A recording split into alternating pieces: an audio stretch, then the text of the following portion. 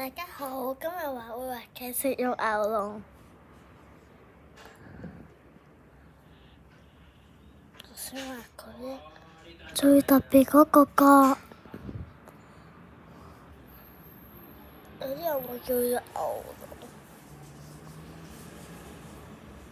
龍，學名為清史前嘅牛魔王。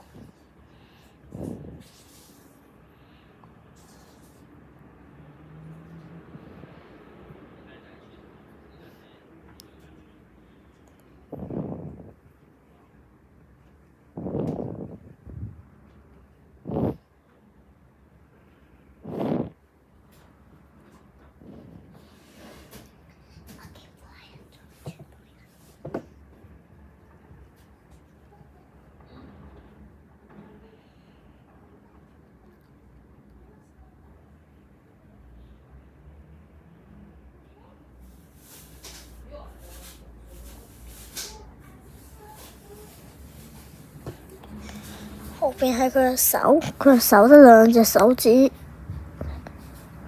之前我嗰隻都一樣，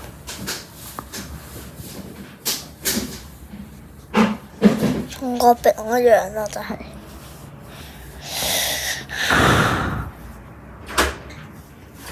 你去講啦，係啦，普通啦，圖鑑咧，佢有可能咧會當成呢度同暴龍一齊當成呢度嘅王者。成功係食肉牛龍食肉嘅，佢最初喺平原地面，由於食肉牛龍喺白堊紀早期就出現嘅大型肉食恐龍。拜拜。